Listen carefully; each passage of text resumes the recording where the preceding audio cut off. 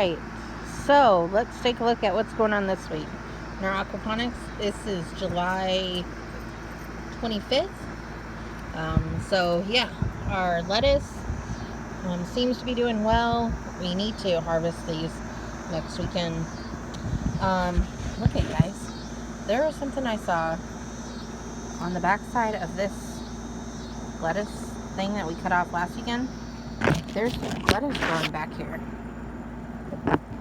So it's possible we're still gonna have a third round of lettuce from here. So you can see there's lettuce growing right there at the bottom. So it's awesome. I'm super excited about that. And so yeah, and then here we've also got our green beans. So like we talked about last week, we do not understand the green bean thing going on right now in the heat of the summer, but we're gonna take it. So green beans here. There's also flowers growing. So I'm super happy about these green beans, guys. We love green beans in our house, and so do our dogs.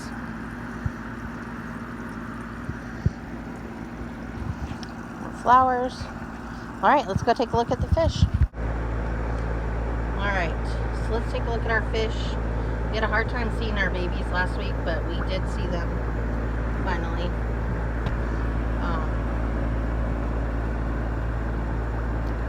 In fact, this morning I saw all four of them. They came out when I was feeding them, or when I was just checking on them.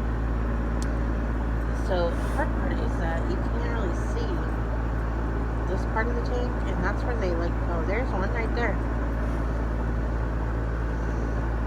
Saw I was kind of right down there. It is right down there.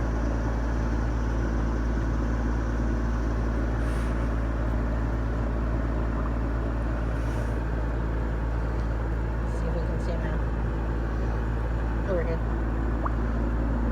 Oh yeah, you can see one. There's one around the pump right there. You've got some cool markings. One of them's like yellow and black.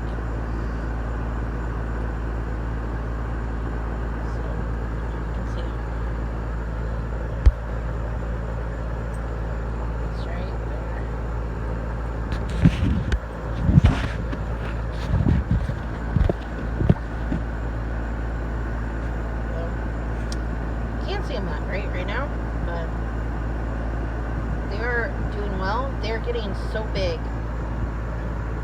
These babies that are only maybe a month and a half old are already as big as one of these goldfish that we put in last year or earlier this summer. So I'm really happy with the way they're doing. They seem to be really happy and comfortable and thriving. So yeah, let's go take a look at the big system. So let's take a look at the big system. So these are our cherry tomatoes. As we know, continuing to have a ton of cherry tomatoes. Guys, I picked like 4 of these last night. I'm not complaining because these things are good. I'm going to insert a picture of a salad that we made this past week. And so we had a taco salad, and all the lettuce and tomatoes came from our aquaponics. So it was amazing. And even though I said you still could taste the bitterness from the ice bath of the lettuce, by the time it had chilled in the refrigerator and kind of, cooled down, you couldn't really taste it anymore. So I would say if you guys are starting to have bitter lettuce, that's one thing I would try.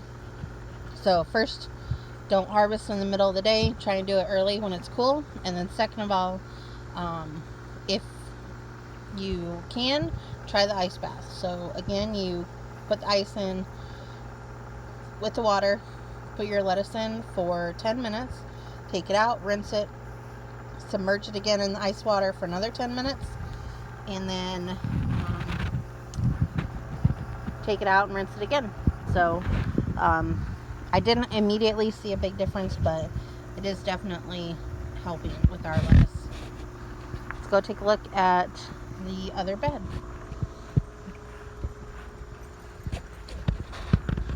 guys can see, look, these tomato plants are growing on the ground. Look at tomatoes growing on the ground. But you just have to be real careful when you walk through here. So our butterboy tomatoes, look at, they're so pretty. Let's see if I can get to this one.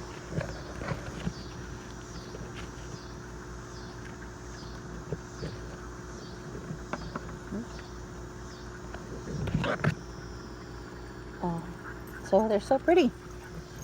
Anyways, this cucumber plant continues to put off flowers, although I have no idea why, because it's dying. I guess it's just hot and it isn't going to win against these tomato plants because this thing is out of control. But it pretty much has lost all the cucumbers. We did harvest 2 this week, so I think those are the last 2 cucumbers that we're going to get. But we also have a ton of tomatoes over here too. So I continue to get about 4 to 5 tomatoes, cherry tomatoes, every day. So yeah, we have a ton. So let's take a look at our fish. Okay. We had a big issue earlier today that the water was so low. Like so low we could have lost some of the fish. If we did not have this pump up on the cinder block, which allows us to have about 4 inches of water still left in the tank, we would not have had that. We definitely would have ran out of water and our fish would have died. But like I explained, oh well, I guess I should explain. So it wasn't siphoning. This bed was holding a ton of water. This one was okay, but this one definitely would not siphon. So we tried and tried, couldn't figure out what was going on. And so Kevin came over and we tried to look at the siphon. We finally got it out. We tried twisting the side of the siphon, so I'm going to get another siphon so I can show you guys kind of what it looks like. But in our siphon on the outside, we've got slits in it. And we saw on several aquaponics videos of other people that they recommend those slits because when the roots of the plants get out of control, you can then start twisting them and that cuts the roots. So because the roots can clog up the siphon and keep it from siphoning. So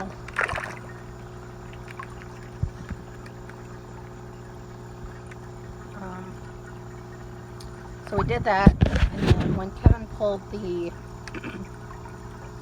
inner siphon part out, he noticed that there were a ton of roots in there, so he started pulling them out, and that's the clip I'm putting in here. Alright guys, so I just want to show this. So let me give you some perspective. This is roots from our tomato plant. Kept them in here so they're, look how many there are.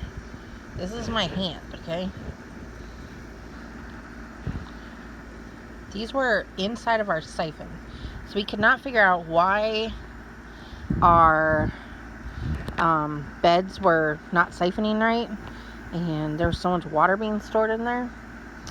And Kevin took the top part of the siphon off, the siphon, and looked inside and he saw a bunch of roots. And so we have the holes cut in the siphon to be able to cut some of these. So that's what he did when he twisted it back and forth. It cut these, but then when he took out the inner tube to try and check it, this is what he found. This is all from one bed. Those tomato plants, tomatoes and cucumbers. So yeah, I just wanted to share. This is definitely something you have to watch out for because we almost killed all of our fish today because the water wasn't returning. It was just building up in the bed and then not ever siphoning. And yeah, this could have been real bad.